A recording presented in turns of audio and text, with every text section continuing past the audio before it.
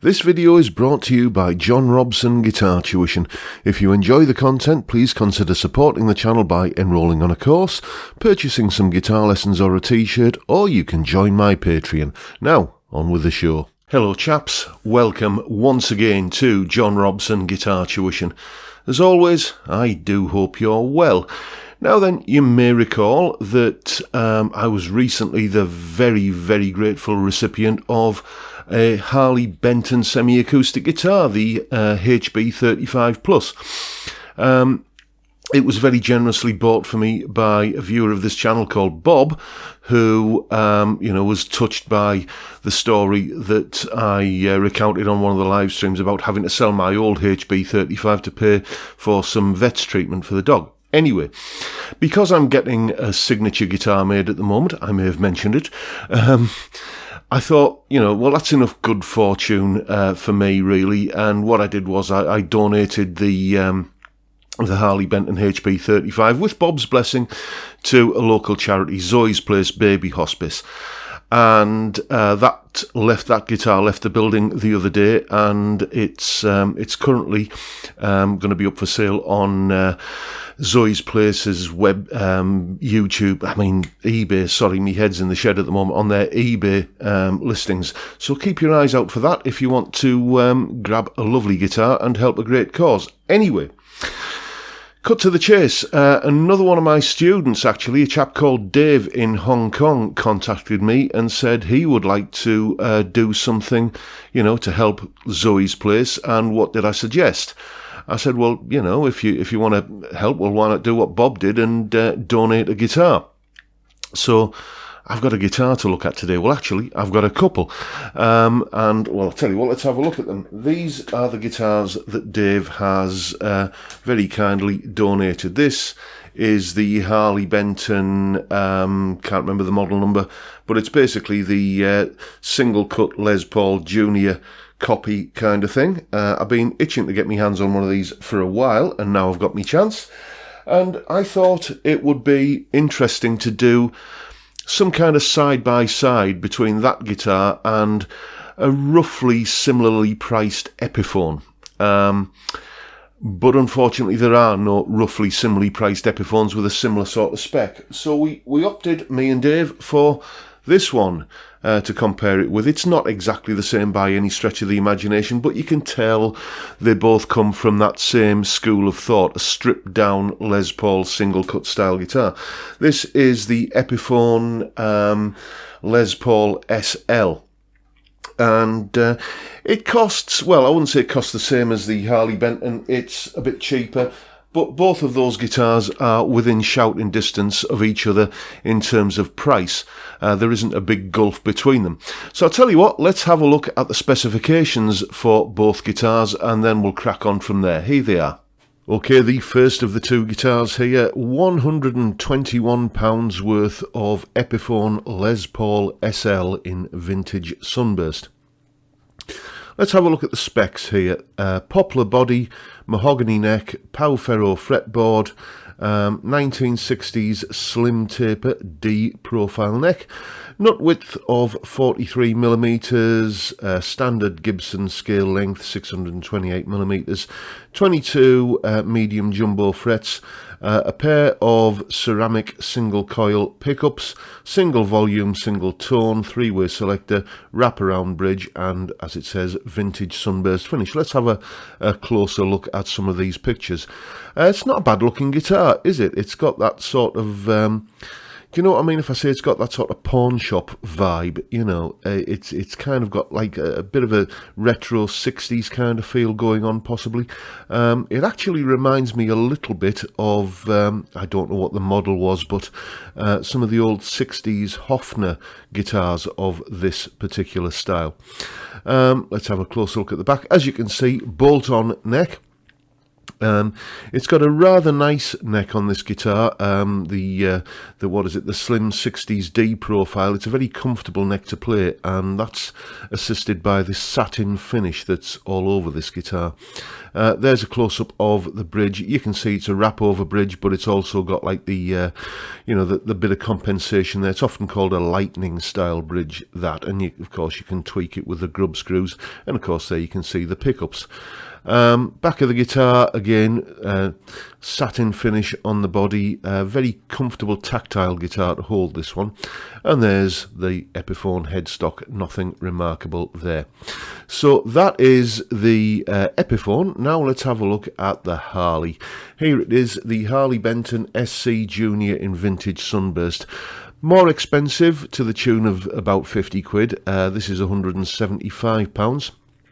For that you get a mahogany body, mahogany neck, an amaranth fretboard, just says C neck profile, 305mm fretboard radius, once again 22 medium jumbo frets, a graphite nut, nice touch, same nut width as the other guitar, same scale length. You get a single Roswell Alnico 5P90 with volume and tone control, and a WSC wraparound bridge, which is a little bit more intonatable. Let's have a closer look at some of the pictures of the guitar. Here it is. There you go. You can see, if you look closely at the bridge there, we'll see a closer shot of it in a moment, that it's got individual saddles that you can intonate each string. Let's moving on. There's the back of the guitar, set neck guitar. This, quite a sort of heavy gloss finish all over it. If I'm honest, I think I prefer the satin finish on the Epiphone to this gloss, but it's by no means a deal breaker at all on any guitar. There you go. There's the bridge. You can see there with the the individual intonatable saddles, and of course you've still got the overall intonation via the grub screws on the post at either side. Let's have a look at, again, there's the back of the guitar, and there's the headstock. I quite like that Harley Benton headstock for a Les Paul style guitar that avoids any kind of legal shenanigans with Gibson by doing anything that's too much of a copy of their headstock. I think Harley Benton have just about got it right. I think I prefer that headstock shape to that vintage Trev Wilkinson V100 headstock shape, which just seems to be a lot of crests and bumps, and just doesn't quite add up to me. But again, it's never going to be a deal breaker. And there's the back of the headstock. As you can see, tuners that look a lot like old Clusons with the plastic buttons, which is sort of correct for the period of guitar that this is seeming to ape. Right, so that's what both guitars look like, and a quick rundown of the specs. Let's get into the nitty-gritty and see how, or hear how, they sound. So there you go. Now it's time to listen to how the guitars sound, and for this comparison I thought, well, we'll go with a clean sound, and I just dialed up my usual clean sound setting in Guitar Rig. Here it is, and you're going to hear the Epiphone, then the Harley Benton, and basically I go through each of the pickup settings on the Epiphone, and then when I play the Harley Benton, what I do is I kind of roll back the tone control to see if that gives me anything approaching a neck pickup sound out of just the single dog ear P90. Here's the comparison.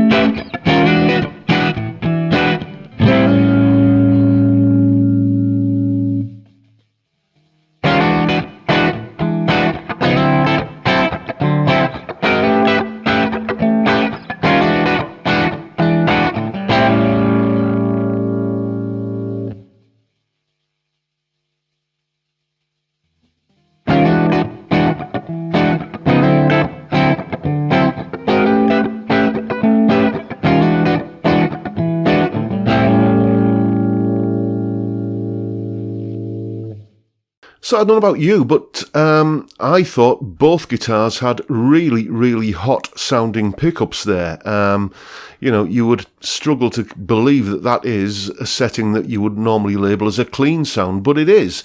And just to prove that, here's as a control for both guitars, here's my Gordon Smith GS 1.5 on exactly the same setting, with the pickup selector in the middle and the bridge pickup set to humbucker mode, and you'll hear that it gives a clean sound.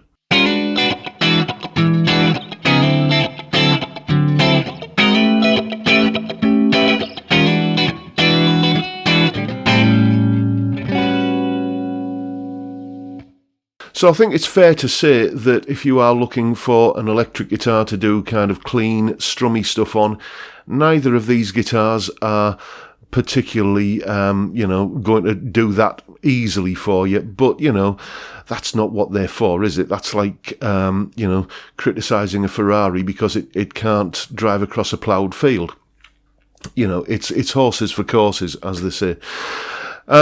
We're going to hear both guitars in a mix shortly, jamming over a bit of just a bluesy rock jam track, and you know, you can draw your own conclusions there on the tones that are being used. Here's the setting that I'm going to be using for that, by the way, just my usual, again, crunch setting in Guitar Rig. But before we get to that, let's talk about what the guitars are actually like to play. Well, I've got to tell you, the Epiphone is an absolute dog of a guitar to play. It has to be said. It's going to need some serious setup work before it leaves my hands. Both of these guitars are, by the way, once again getting donated to Zoe's place, and you know, whatever money they raise, you know, is all going to a good cause, and it's all thanks to my pal Dave in Hong Kong. So, you know, big shout out for Dave. But the Epiphone is going to need some serious setup work. It feels like it's got about 15 gauge strings on it. The string tension is really, really stiff feeling. I'm assuming they're probably 10s because that's usually what, you know, that style of guitar from Gibson and Epiphone, I believe, are usually shipped with. But dearie me, they feel really tight, and the action is, well, let's say it's currently on the high side of comfortable. It was on the unplayable side of high when I first unboxed the guitar, but I've I've lowered the bridge quite substantially, and that's brought it back in. No fret buzz or anything to speak of, and neither guitar has any kind of fret sprout or, you know, anything like that going on. So, you know, there's some crumbs of comfort there. But the Epiphone is, as I say, going to need some attention. That said, it has got that beautifully tactile satin finish that is so lovely. It's addictive.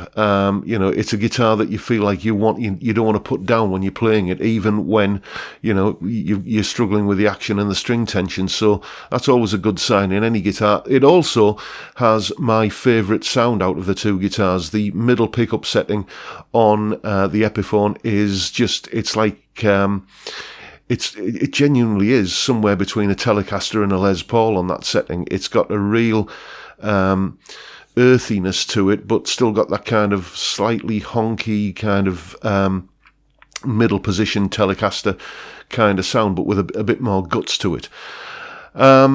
The Harley Benton is much, much more easy to play. It came out of the box perfectly set up. I've not had to do a thing to it. The only thing I had to do before actually recording any of the audio with it today that you've heard is to just tune it. And, you know, it was even borderline in tune. So the Harley Benton is a nicer guitar to play straight off the bat. I would say it's probably worth the extra 50 quid just for that, if you're having to factor in the cost of a setup on the Epiphone, which if you don't do your own setups, then obviously that's going to be money going out the door. Where the Harley Benton, I think, lets itself down is it could definitely do with some upgraded pots. You know, when I rolled the tone control back on the single pickup there to try and get something like a neck pickup sound, it just didn't really kind of go there. It just went a bit woolly sounding to my ears. Again, not really a fair comparison, but my Gordon Smith GS 1.5, if I flick to the bridge humbucker on that and turn the tone control all the way down, I've got a neck humbucker sound, a really convincing one as well. So that just shows you the the value of better quality pots and stuff like that. So both guitars have their faults and both guitars have their strengths, which is only to be expected when you're talking about guitars in this price bracket. If I had to choose one, which one would it be? Well, put a gun to me head, I would probably say the Harley Benton, but it would be a close run thing. If the Harley Benton, and I don't know if there's anything like this in the pipeline, if Harley Benton started making like a Les Paul special type guitar, with the two pickups, I'd be all over that like a rash. That would be a fantastic guitar. It would just give it that extra little nudge over the finishing line for me. Anyway, as I say, both these guitars are going to be getting donated to Zoe's Place within the next few days. I'll be contacting them. Well, they already know there's two guitars sat here waiting for them, but I'll be contacting them to arrange collection in the next few days. And so there you have it, folks. That is a comparison between the Harley Benton Junior style guitar and the Epiphone Les Paul SL model. I would say both of these guitars represent good value for money. You probably do need to think about getting a setup done on the Epiphone though, if the one that you get is anything like mine, but I'll probably do a bit of a setup on that before it goes out to Zoe's Place anyway, so whoever gets it gets the guitar kind of giving it the best account of itself, if you like. Sorry, I can't get my words out. Anyway, that's pretty much it for today, folks. Hope you found the video useful and informative, and if you have, please hit the subscribe button and the notification bell if you haven't already done so, and why not give me a like while you're at it. And if you want to support the channel, all the links are downstairs in the description box. Thank you so much if you are already helping me keep the lights on around here by joining the Patreon or any of that sort of stuff, and thank you in advance if you're thinking about doing it. And with that, I'll bid you all a good day and say thank you so much for watching. Thank you for your time. Look after yourselves, folks. Stay well, stay safe, and above all, stay sane. Bye for now.